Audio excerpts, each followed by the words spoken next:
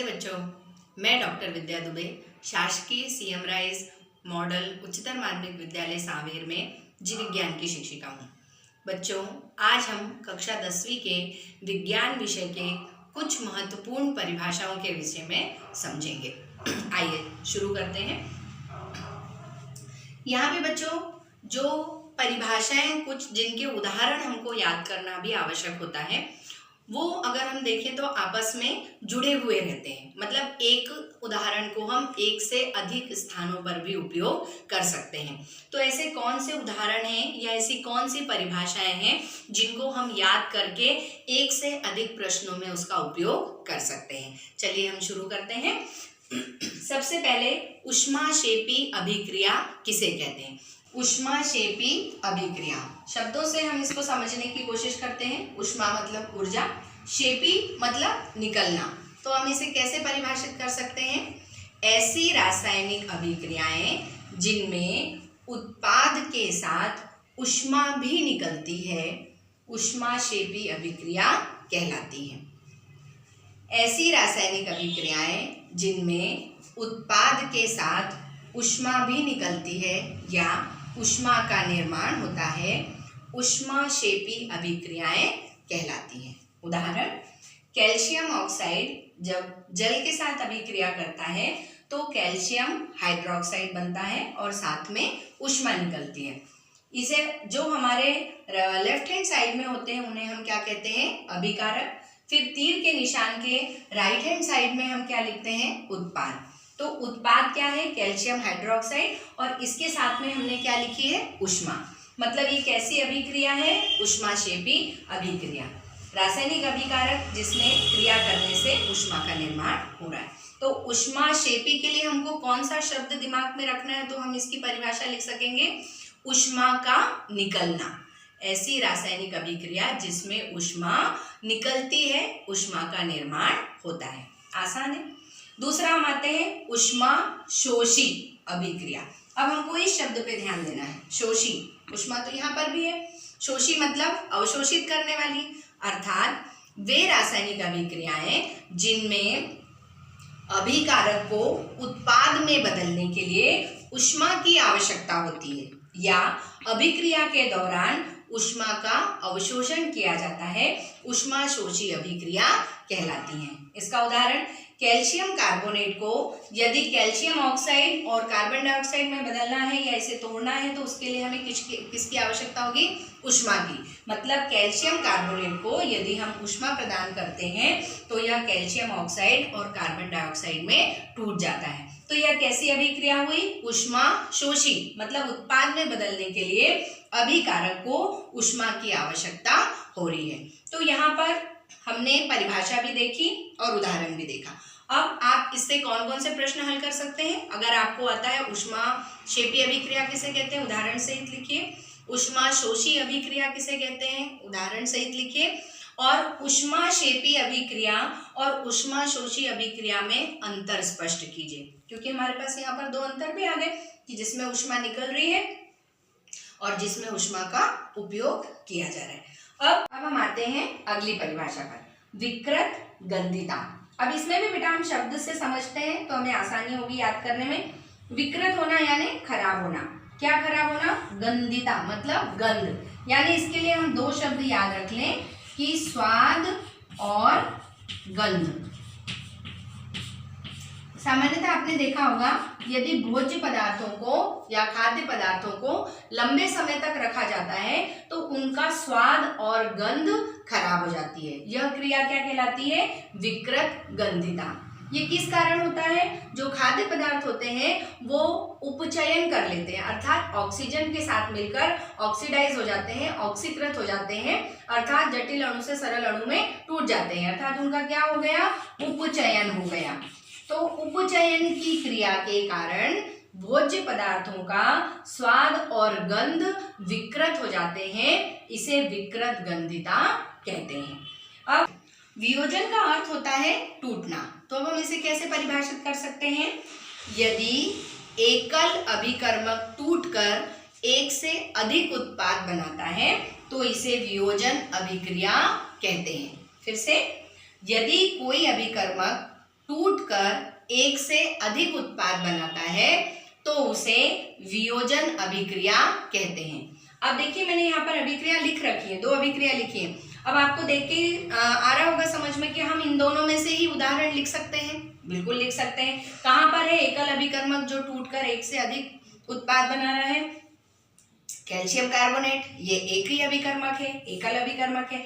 इसके टूटने से कौन से उत्पाद बन रहे हैं? 2 उत्पाद बन रहे हैं, कैल्शियम ऑक्साइड और कार्बन डाइऑक्साइड। ज्यादा भी बन सकते हैं, तो 2 या 2 से अधिक। तो हमारी अभिक्रिया की परिभाषा, वियोजन अभिक्रिया की परिभाषा भी यही है कि एकल अभिकर्मक टूटकर 2 या 2 से अधिक उत्पाद बना रहा है। मतलब जो उदाहरण मैंने ऊष्माशोषी अभिक्रिया के लिए याद करा था, वही उदाहरण मैं वियोजन अभिक्रिया में भी लिख सकती हूँ। मतलब मुझे एक ही उदाहरण याद करना पड़ा और उसकी परिभाषा बस मुझे याद रखने की आवश्यकता है कि वियोजन का अर्थ होता है टूटना। और यहाँ पर भी ये अभिकर्मक टूट रहा है और टूटकर 2 उत्पाद बना रहा है।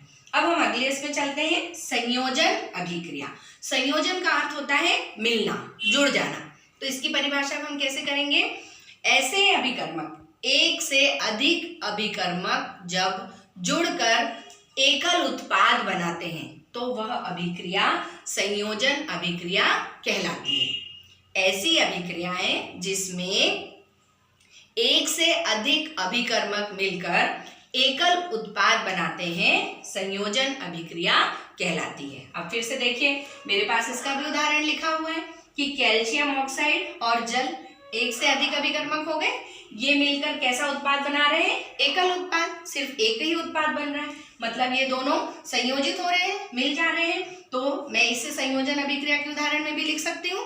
ठीक है, तो ऊष्माक्षेपी अभिक्रिया के लिए मैंने एक रासायनिक अभिक्रिया याद करी थी, ऊष्माशोषी के लिए मैंने एक रासायनिक अभिक्रिया याद करी थी। उसी का उपयोग मैं वियोजन अभिक्रिया और संयोजन अभिक्रिया के लिए भी कर सकती हूँ, क्योंकि मुझे वियोजन अभिक्रिया की परिभाषा याद है कि उसका अर्थ क्या है और संयोजन का भी अर्थ क्या है, ये मुझे याद है। तो अब मेरे यहाँ पर 2 ही केवल रासायनिक समीकरण मुझे याद करने पड़े और कितने मेरे क्वेश्चन में वो मैं उपयोग कर सकती हूँ? 4 में। यहाँ पर और कौन सा मेरे को प्रश्न एक और मिल गया? वियोजन अभिक्रिया और संयोजन अभिक्रिया में अंतर स्पष्ट कीजिए। दूसरा, वियोजन अभिक्रिया संयोजन अभिक्रिया के विपरीत होती है, क्यों? अब हम आते हैं अगली परिभाषा पर, विकृत गंधिता। अब इसमें भी बेटा हम शब्द से समझते हैं तो हमें आसानी होगी याद करने में। विकृत होना यानी खराब होना। क्या खराब होना? गंधिता मतलब गंध। यानी इसके लिए हम 2 शब्द याद रख लें कि स्वाद और गंध। सामान्यतः आपने देखा होगा, यदि भोज्य पदार्थों को या खाद्य पदार्थों को लंबे समय तक रखा जाता है तो उनका स्वाद और गंध खराब हो जाती है। यह क्रिया क्या कहलाती है? विकृत गंधिता। ये किस कारण होता है? जो खाद्य पदार्थ होते हैं वो उपचयन कर लेते हैं, अर्थात ऑक्सीजन के साथ मिलकर ऑक्सीडाइज हो जाते हैं, ऑक्सीकृत हो जाते हैं, अर्थात जटिल अणु से सरल अणु में टूट जाते हैं, अर्थात उनका क्या हो गया? उपचयन हो गया। तो उपचयन की क्रिया के कारण भोज्य पदार्थों का स्वाद और गंध विकृत हो जाते हैं, इसे विकृत गंधिता कहते हैं। अब अगली परिभाषा है संक्षारण। अब यहाँ पर भी हम शब्द पे ध्यान देते हैं कि यदि धातु को हम खुला छोड़ते हैं, खुला अर्थात जो उसकी बाहरी परत होती है, यदि वह अम्ल के संपर्क में या ऑक्सीजन के संपर्क में या नमी के संपर्क में, आर्द्रता के संपर्क में आती है तो उसकी बाहरी परत का क्षय होने लगता है, अर्थात वह नष्ट होने लगती है। यह क्रिया क्या कहलाती है? संक्षारण कहलाती है। अब इसका अगर मैं आपको उदाहरण बताऊंगी तो आपको इसे याद रखना और आसान होगा। आपने सभी ने देखा है लोहा, और लोहे की यदि किसी वस्तु को हम बाहर खुले में रख देते हैं तो कुछ समय के पश्चात हमें उसके ऊपर एक परत, गहरे भूरे रंग की परत जमती हुई दिखाई देने लगती है, जिसे आप क्या कहते हैं? जंग लगना। अर्थात लोहे में जंग लगना कौन सी क्रिया है? संक्षारण की क्रिया है। और ये किसके कारण हो रही है? क्योंकि इसकी ऊपरी सतह बाहरी नमी या आर्द्रता के संपर्क में आती है और सबसे ऊपरी परत का क्षय होने लगता है या नष्ट होने लगती है, तो यह क्रिया क्या कहलाती है? संक्षारण कहलाती है। इसका उदाहरण क्या है? लोहे में जंग लगना। अगली परिभाषा है उपचयन। वे रासायनिक अभिक्रियाएं जिनमें ऑक्सीजन का योग होता है वे उपचयन कहलाती हैं। योग होना यानी जुड़ना। अब देखिए यहाँ पे उदाहरण लिखा हुआ है कि कॉपर की ऑक्सीजन के साथ जब हम क्रिया करा रहे हैं तो ये इसके साथ में जुड़ गया और क्या बना दिया, कॉपर ऑक्साइड। अर्थात कॉपर की ऑक्सीजन के साथ क्रिया होने में कॉपर में ऑक्सीजन का क्या हो रहा है, योग हो रहा है, ये इसके साथ जुड़ रहा है और क्या बना रहा है, कॉपर ऑक्साइड। तो यह कौन सी क्रिया हुई, उपचयन। अर्थात वे रासायनिक अभिक्रियाएं जिनमें ऑक्सीजन का योग होता है वे अभिक्रियाएं उपचयन अभिक्रियाएं कहलाती हैं। अब दूसरा अपचयन। अपचयन किसे कहेंगे, अपचयन अभिक्रिया में क्या होगा वो हम देख लें। दूसरी परिभाषा अपचयन। अपचयन किसे कहेंगे, हम वे रासायनिक अभिक्रियाएं जिनमें ऑक्सीजन का ह्रास होता है, मतलब ऑक्सीजन निकल जाती है, वे अभिक्रियाएं अपचयन अभिक्रियाएं कहलाती हैं। कैसे, यहाँ उदाहरण से हम इसको समझते हैं। कॉपर ऑक्साइड जब हाइड्रोजन से क्रिया करता है तो इसमें से ऑक्सीजन निकल जाती है और कॉपर शेष रह जाता है। तो मतलब कॉपर का क्या हो गया, अपचयन, क्योंकि इसमें से ऑक्सीजन का ह्रास हो गया। तो अपचयन अभिक्रिया कौन सी है, वे रासायनिक अभिक्रियाएं जिनमें ऑक्सीजन का ह्रास होता है वे अभिक्रियाएं अपचयन अभिक्रियाएं कहलाती हैं। बहुत आसान था। उपचयन और अपचयन में हम अंतर बिल्कुल समझ सकते हैं। वे रासायनिक अभिक्रियाएं जिसमें ऑक्सीजन का योग हो रहा है वो उपचयन हो गई और जिनमें ऑक्सीजन का ह्रास हो रहा है वो अपचयन हो गई। अब अगर हमको ये दोनों परिभाषाएं याद हैं तो हम अगली परिभाषा को बहुत आसानी से लिख सकते हैं। अगली परिभाषा हमारी कौन सी है, रेडॉक्स अभिक्रिया किसे कहते हैं। रेडॉक्स अभिक्रिया किसे कहते हैं, वे रासायनिक अभिक्रियाएं जिनमें उपचयन तथा अपचयन दोनों क्रिया एक साथ होती है रेडॉक्स अभिक्रिया कहलाती है।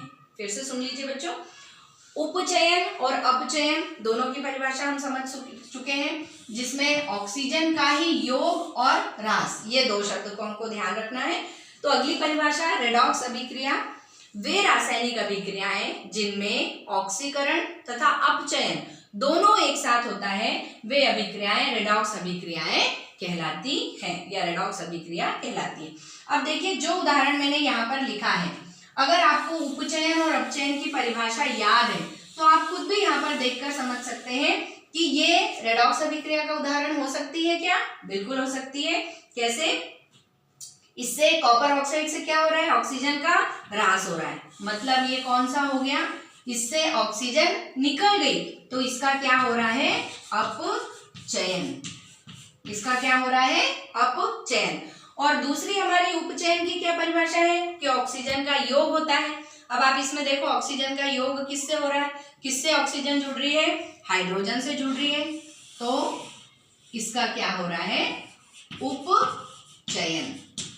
इसका क्या हो रहा है, उपचयन। अर्थात एक ही रासायनिक अभिक्रिया में अपचयन और उपचयन दोनों हो रहा है, इसलिए ये कौन सी अभिक्रिया हो गई, रेडॉक्स अभिक्रिया। तो रेडॉक्स अभिक्रिया का उदाहरण कॉपर ऑक्साइड का हाइड्रोजन से अभिक्रिया होकर कॉपर और जल का अणु का बनना रेडॉक्स अभिक्रिया का उदाहरण है। समझ में आ गया बच्चों आपको कि देखिए मैंने अपचयन और उपचयन अगर याद कर लिया है तो मैं रेडॉक्स अभिक्रिया भी लिख सकती हूँ, और अगर मुझे अपचयन उपचयन की परिभाषा याद है तो दोनों में अंतर भी लिख सकती हूँ, क्योंकि सिर्फ एक ही अंतर है, एक में ऑक्सीजन का योग हो रहा है और एक में ऑक्सीजन का ह्रास हो रहा है। मतलब मुझे कौन से दो शब्दों पर ध्यान देना है, योग और ह्रास। बहुत आसान है, बिल्कुल भी कठिन नहीं है। अब हम अगली परिभाषा पे चलते हैं, उदासीनीकरण। आप सभी अम्ल और क्षार से परिचित हैं। अम्ल क्या होते हैं, क्षार क्या होते हैं। तो उदासीनीकरण किसे कहेंगे, अम्ल की क्षार से क्रिया होने पर जल तथा लवण का निर्माण होता है, यह क्रिया उदासीनीकरण अभिक्रिया कहलाती है। फिर से हम रिपीट करते हैं, अम्ल तथा क्षार आपस में क्रिया करके लवण तथा जल का अणु बनाते हैं, यह क्रिया उदासीनीकरण क्रिया कहलाती है। मतलब किसकी क्रिया आपस में हो रही है, अम्ल और क्षार क्रिया कर रहे हैं और उत्पाद के रूप में क्या बन रहा है, लवण और जल।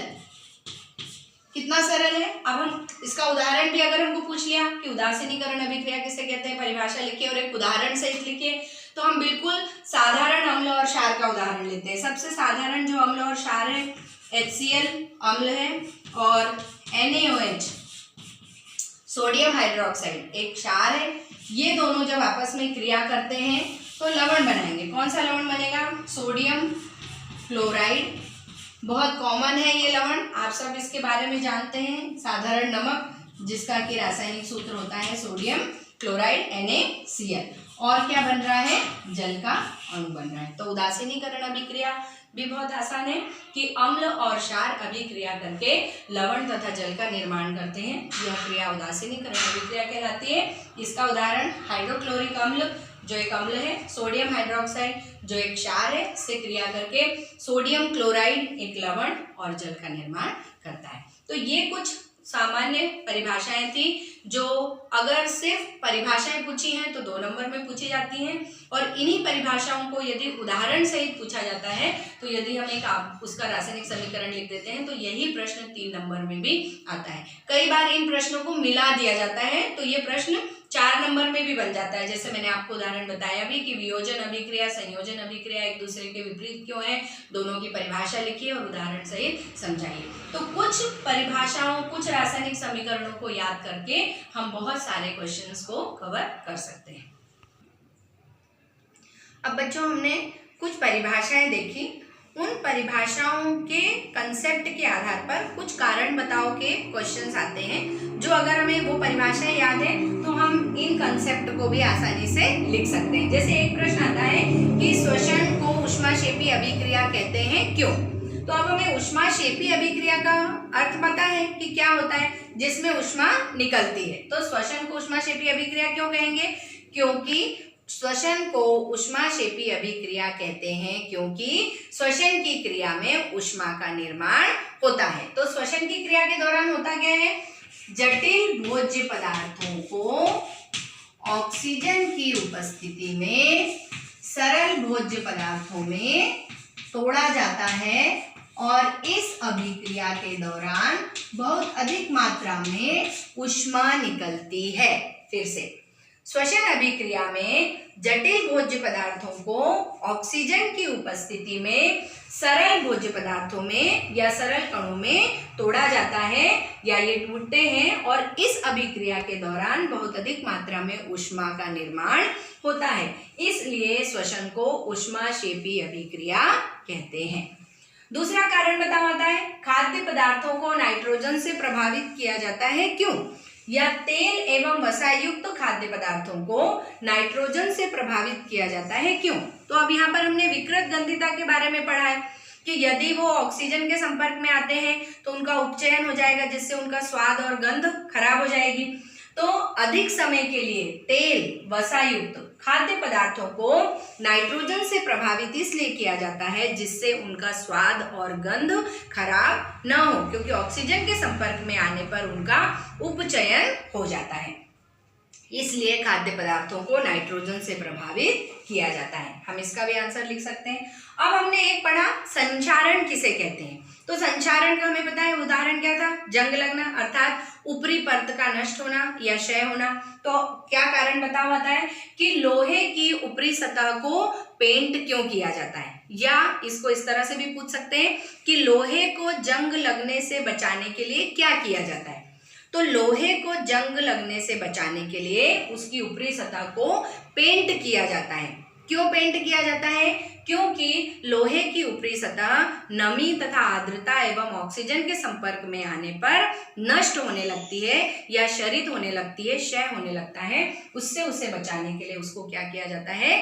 पेंट किया जाता है। तो यदि हमने उन परिभाषाओं को याद रखा है, ऊष्माक्षेपी, संक्षारण और विकृत गंधिता, तो उसके आधार पर पूछे जाने वाले कारण बताओ के जो प्रश्न हैं उनके भी आंसर हम बेटा आसानी से लिख सकते हैं। तो ये हमने कुछ परिभाषाएं और उसके आधार पर पूछे जाने वाले कारण बताओ के प्रश्नों को भी यहाँ पर देखा। अब हम कुछ और परिभाषाएं देख लेते हैं। चूंकि आपको पता है कि आपके विज्ञान में 3 पार्ट होते हैं और तीनों में ही बहुत सारी परिभाषाएं दी रहती हैं जिनको कि हमको कवर करना रहता है। एक और कारण बताओ आता है कि सोडियम को केरोसिन में डुबाकर क्यों रखा जाता है। ये भी एक बहुत कॉमन है क्वेश्चन। सोडियम को केरोसिन में डुबाकर क्यों रखा जाता है। तो हमको यहाँ पर क्या शब्द ध्यान रखना है, तो हम पूरा आंसर लिख सकते हैं।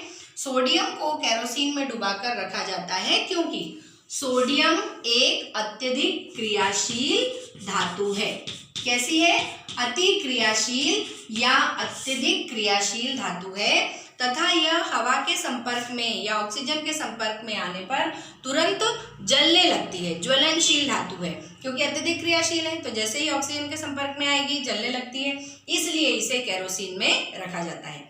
सोडियम अत्यधिक क्रियाशील धातु है जो ऑक्सीजन के संपर्क में आने पर तुरंत जलने लगती है, इसलिए इसे केरोसिन में डुबाकर रखा जाता है। तो हमें एक शब्द का ध्यान रखना है कि सोडियम क्या है? अत्यंत क्रियाशील धातु है। तो हम इस प्रश्न का उत्तर भी लिख सकते हैं। अब हम कुछ और परिभाषाओं पे चलते हैं जो और भी आसान है। अगली है स्वपोषी पोषण किसे कहते हैं। स्व मतलब स्वयं, पोषी यानी पोषण, मतलब ऐसे जीव जो अपना भोजन स्वयं बनाते हैं स्वपोषी जीव कहलाते हैं। अभी मैंने जीव कहा बेटा, पोषण शब्द अभी नहीं आया है ना। क्या परिभाषा दी मैंने कि ऐसे जीव जो अपने भोजन का निर्माण स्वयं करते हैं स्वपोषी जीव कहलाते हैं तथा इस प्रकार का पोषण स्वपोषी पोषण कहलाता है। उदाहरण हरे पेड़ पौधे। इसका उदाहरण क्या है? हरे पेड़ पौधे। हमारी पृथ्वी पर हरे पेड़ पौधों के अलावा कोई भी ऐसे जीव नहीं है जो अपना भोजन स्वयं बना सके। तो हमेशा ध्यान रखिए, जब भी स्वपोषी पोषण का प्रश्न आया तो उसका उदाहरण हमेशा हमें हरे पेड़ पौधे ही लिखना है। अब इसी के विपरीत में विषमपोषी पोषण, तो यहाँ की परिभाषा क्या थी? जो अपना भोजन स्वयं बना रहे हैं। तो विषमपोषी में ऐसे जीव जो अपने भोजन के लिए दूसरे जीवों पर निर्भर रहते हैं विषमपोषी जीव कहलाते हैं, या ऐसे जीव जो अपना भोजन दूसरों से प्राप्त करते हैं विषमपोषी जीव कहलाते हैं तथा इस प्रकार का पोषण विषमपोषी पोषण कहलाता है। इसमें उदाहरण सभी जीव, आप इसमें उदाहरण मनुष्य भी लिख सकते हैं क्योंकि हम भी दूसरों पर निर्भर रहते हैं। किसी भी आप जीव का नाम लिख सकते हैं। बकरी, गाय, वो भी हरे पेड़ पौधों पर अपने भोजन के लिए निर्भर रहती है, तो विषमपोषी पोषण, वो भी विषमपोषी जीव हैं और उनका पोषण भी कैसा कहलाएगा? विषमपोषी पोषण कहलाएगा। अब यहाँ पर हमारा एक और प्रश्न कवर हो गया, कौन सा? कि स्वपोषी पोषण तथा विषमपोषी पोषण में अंतर स्पष्ट कीजिए। क्योंकि हमें पता है जो स्वयं भोजन बना रहे हैं अपना स्वपोषी हो गए, जो दूसरों पर निर्भर है वे विषमपोषी हो गए, ये इनमें अंतर हो गया। अगले प्रश्न पे हम चलते हैं। अगली परिभाषा है खाद्य जाल एवं खाद्य श्रृंखला। ये परिभाषा भी बहुत कॉमन है जो सामान्यतः हम देखते हैं कि हमें याद रहनी चाहिए। अगले आते हैं हम खाद्य श्रृंखला। ऐसे जीव जो एक दूसरे पर अपने आहार के लिए निर्भर रहते हुए एक श्रृंखला का निर्माण करते हैं खाद्य श्रृंखला कहलाती है। कैसे? उदाहरण से हम समझते हैं। जैसे हरे पेड़ पौधे, इन हरे पेड़ पौधों को कौन खा सकता है? शाकाहारी जीव, जिनमें आप उदाहरण ले लीजिए, या तो बकरी ले सकते हैं आप, या यहाँ पर आप शाकाहारी जीव ही लिख लीजिए कि जितने भी शाकाहारी जीव हैं कोई भी, वो हमेशा किसे खाएंगे? हरे पेड़ पौधों को। अब इस बकरी को कौन खा सकता है? शेर खा सकता है ना। तो ये क्या हो गई? एक आहार श्रृंखला बन गई कि शेर ने बकरी को खाया, बकरी ने हरे पेड़ पौधे खाए। तो ऐसे जीव जो एक दूसरे पर आहार के लिए निर्भर रहते हुए एक श्रृंखला का निर्माण कर रहे हैं खाद्य श्रृंखला कहलाती है। अब खाद्य जाल क्या हुआ? जाल बन गया एक, मतलब यदि एक से अधिक खाद्य श्रृंखलाएं आपस में मिलकर एक जालनुमा संरचना बनाती हैं तो इसे खाद्य जाल कहते हैं। कैसे? इसे भी हम समझते हैं। हरे पेड़ पौधों को छोटे जो शाकाहारी कीट होते हैं वो भी खा सकते हैं, ठीक है। इन कीड़ों को कौन खा सकता है? पक्षी खा सकते हैं। इन कीटों को मेढक भी खा सकते हैं, ठीक है। इन हरे पेड़ पौधों को गाय भी खा सकती है। फिर इस गाय को शेर खा सकते हैं, ठीक। इस मेढक को सांप खा सकता है। इस सांप को नेवले खा सकते हैं, ठीक। ठीक है। इस नेवले को चील खा सकती है। अब इस चील को कौन खा सकता है? चील क्या हो गया? सबसे ऊपर, यहाँ खाद्य श्रृंखला में सबसे ऊपर पहुंच गया। अब शेर किसको खा सकता है? गाय को भी खा रहा है ना। किसी पक्षी को बिल्ली भी खा सकती है। तो ये बहुत सारी खाद्य श्रृंखलाएं आपस में आहार के लिए एक दूसरे पर निर्भर है और मिलकर क्या बना रही है? एक जाल नुमा संरचना बना रही है, जिसे क्या कहते हैं? खाद्य जाल कहते हैं। तो ये दोनों परिभाषाएं भी बिल्कुल सरल है। यहाँ पर भी हमारे 3 प्रश्न बन गए। खाद्य श्रृंखला किसे कहते हैं? उदाहरण दीजिए। खाद्य जाल किसे कहते हैं? उदाहरण दीजिए। और खाद्य श्रृंखला और खाद्य जाल में अंतर स्पष्ट कीजिए। एक एक लाइन की बिल्कुल परिभाषाएं हैं ये, जिनको हम आसानी से लिख सकते हैं। अब अगला प्रश्न, अगली परिभाषा, पारितंत्र के घटकों के नाम लिखिए। पारितंत्र के कितने घटक होते हैं? 2 घटक होते हैं। हमको घटकों के नाम पूछे, ठीक है। पारितंत्र के घटकों के नाम लिखिए। पारितंत्र के 2 घटक होते हैं, पहला जैविक घटक और दूसरा अजैविक घटक। जैविक घटक और अजैविक घटक। अब जैविक घटक में जैविक मतलब जीवित आएंगे, अजैविक में जो जीवित नहीं है वो आएंगे। मतलब वातावरण में जैसे तापमान, जल, भूमि, ये सारी चीजें जीवित नहीं है, तो ये अजैविक घटक हो गए। जैविक घटक में कौन कौन आ जाएगा? जिन्हें हम कहते हैं उत्पादक यानी हरे पेड़ पौधे, और उपभोक्ता मतलब जो हरे पेड़ पौधों को खा रहे हैं, फिर जो शाकाहारी मांसाहारी को खा रहे हैं, मांसाहारी को दूसरे मांसाहारी खा रहे हैं, वे सभी उपभोक्ता में आ गए। और तीसरे होते हैं अपघटक, ठीक है। तो पारितंत्र के कितने घटक? 2 घटक, जैविक घटक, अजैविक घटक। जैविक घटक में उत्पादक, उपभोक्ता और अपघटक, और अजैविक घटक में वातावरण की सभी परिस्थितियां जैसे भूमि, जल, तापमान, या आप कार्बनिक और अकार्बनिक तत्व भी लिख सकते हैं, वो भी इसका आंसर सही होगा। तो हमने यहाँ पर एक और बिल्कुल आसान सा प्रश्न कि पारितंत्र के घटक कितने होते हैं। बहुत ही सिंपल बेटा परिभाषाएं आती हैं, जिनको आप 1 या 2 शब्दों से याद रख सकते हैं। अगले प्रश्न पे आते हैं बेटा हम। पौधों में पाए जाने वाले किन्हीं 2 हार्मोनों के नाम लिखिए। ऑक्सिन लिख सकते हैं आप, और एब्सिसिक अम्ल। यदि आपको ऑक्सिन और एब्सिसिक अम्ल का नाम याद है, तो यहाँ पर ऑक्सिन पौधों की वृद्धि के लिए आवश्यक होता है, इसलिए ये ग्रोथ हार्मोन भी हो गया पौधों के लिए। और एब्सिसिक अम्ल पौधों का तनाव हार्मोन भी कहलाता है। तनाव मतलब पौधों में तनाव की स्थिति में जो हार्मोन निकलता है उसे एब्सिसिक अम्ल कहते हैं। एक और नाम आप याद रख सकते हैं पौधों के हार्मोन में, तीसरा, दैट इज एथिलीन। क्या नाम है इस हार्मोन का? इथिलीन। ये एकमात्र ऐसा हार्मोन है जो गैसीय रूप में होता है। मतलब पौधों का एकमात्र ऐसा हार्मोन जो गैसीय रूप में होता है वह है एथिलीन, जो फलों को पकाने के काम आता है। एब्सिसिक अम्ल तनाव हार्मोन है। ऑक्सिन पौधों में वृद्धि कराने के लिए आवश्यक होता है। यह पौधों में शीर्ष प्रमुखता के लिए भी उत्तरदायी होता है। शीर्ष प्रमुखता यानी एपिकल डोमिनेंस के लिए उत्तरदायी हार्मोन भी है। कौन सा? ऑक्सिन। अब इसी प्रकार से दूसरा प्रश्न पूछ सकते हैं कि मनुष्य के 2 हार्मोन के नाम लिखिए। तो मनुष्य में भी बहुत सारे हार्मोन्स पाए जाते हैं, कोई से भी आप 2 नाम याद रख सकते हैं। मैंने यहाँ पर उन हार्मोन का नाम लिखा है जिनसे जुड़ी हुई बीमारियों के विषय में भी क्वेश्चन आता है, तो यहाँ पे हम दोनों चीजों को समझ पाएंगे। थायराइड ग्रंथि से निकलने वाला थायरॉक्सिन हार्मोन, थायराइड ग्रंथि से निकलने वाला थायरॉक्सिन हार्मोन, पीयूष ग्रंथि से निकलने वाला वृद्धि हार्मोन, या अग्नाशय से निकलने वाला इंसुलिन हार्मोन। अग्नाशय एक मिश्रित ग्रंथि है बेटा, ध्यान रखिएगा। अग्नाशय कैसी ग्रंथि है? मिश्रित ग्रंथि है। मतलब उससे पाचक रस यानी एंजाइम और हार्मोन दोनों का निर्माण होता है। तो इंसुलिन अग्नाशय से निकलता है। यह कौन से रोग में काम आता है? मधुमेह रोग। इंसुलिन किस रोग में आता है काम? मधुमेह में। अर्थात अगर इंसुलिन हार्मोन हमारे शरीर में कम हो जाता है या अनियमित हो जाती है इसकी मात्रा, तो मधुमेह रोग या शर्करा रोग, जिसे आप शुगर कहते हैं, वो बीमारी होती है। थायरॉक्सिन की कमी, आयोडीन बहुत आवश्यक होता है थायरॉक्सिन हार्मोन को बनाने के लिए। तो यदि आयोडीन की कमी हो जाती है तो गॉइटर या घेंघा नामक रोग हो जाता है।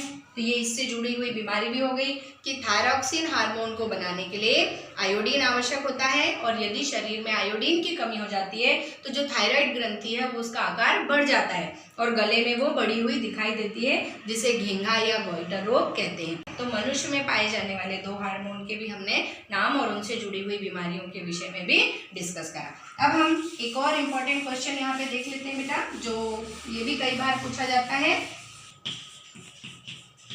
मानव नेत्र के दोष। अगला प्रश्न, मानव में दृष्टि से संबंधित कौन कौन से दोष पाए जाते हैं? तो मुख्यतः 3 दोष पाए जाते हैं। पहला, निकट दृष्टि दोष।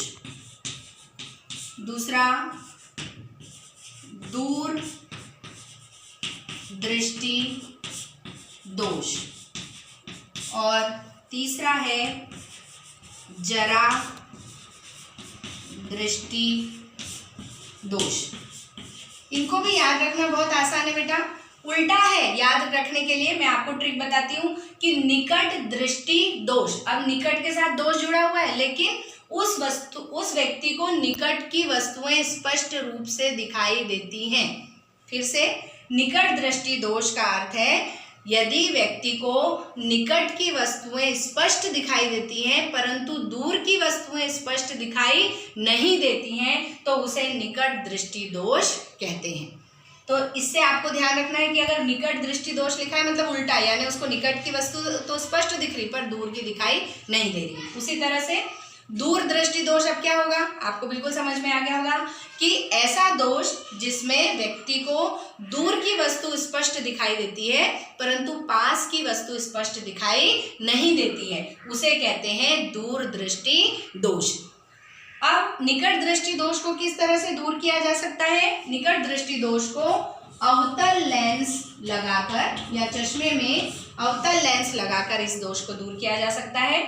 दूर दृष्टि दोष के लिए अब आपको नाम बिल्कुल ध्यान आ गया होगा कि 2 प्रकार के लेंस होते हैं, अवतल और उत्तल। तो अगर ये अवतल लेंस से ठीक हो रहा है तो दूर दृष्टि दोष किससे ठीक हो जाएगा? उत्तल लेंस से। अब जरा दृष्टि दोष क्या है? जरा मतलब होता है बुढ़ापा, यानी जैसे जैसे व्यक्ति की उम्र बढ़ती है, यानी 40 के बाद में सामान्यतः सभी व्यक्तियों को निकट और दूर दोनों ही वस्तुएं स्पष्ट रूप से दिखाई नहीं देती हैं। अर्थात ये वाला दोष किससे जुड़ा हुआ है? उम्र से जुड़ा हुआ है कि एक उम्र के बाद, एक निश्चित आयु सीमा के बाद में पास की वस्तु तथा दूर की दृष्टि दोनों ही में वस्तुएं स्पष्ट दिखाई नहीं देती हैं तो उस दोष को जरा दृष्टि दोष कहते हैं। तो अब इस दोष को दूर करने के लिए कैसा लेंस चाहिए हमें? बायफोकल लेंस, जिसे बायफोकल लेंस कहते हैं, वो हमें लेंस इसमें आवश्यक होगा जिससे कि हम इस दोष को दूर कर सकते हैं। मतलब उत्तल और अवतल दोनों को मिलाकर जो लेंस बनाया जाएगा उस लेंस का उपयोग हम जरा दृष्टि दोष को दूर करने के लिए करते हैं। तो ये ध्यान रखिएगा बेटा कि ये दोष कैसा है? उम्र के साथ सभी को हो जाता है, तो इसलिए ये एक आयु से जुड़ा हुआ दोष है, जबकि निकट और दूर दृष्टि दोष ऐसे हैं जो उम्र से इसका कोई संबंध नहीं है, किसी भी उम्र में ये दोनों हो सकते हैं। तो ये एक तरह की क्या हो गई? अनियमितता हो गई, जबकि ये उम्र के साथ सभी में हो सकती है। तो हमने बहुत सारे छोटे छोटे प्रश्नों को, परिभाषाओं को और उदाहरणों को बेटा देखा, जो कि आपके प्रश्न पत्र में हमारा जो सिलेबस है उससे जुड़े हुए हम प्रश्नों को देखते हैं। मुझे पूरा विश्वास है कि इन प्रश्नों से आपको आपकी परीक्षा की तैयारी के लिए बहुत मदद मिलेगी। धन्यवाद।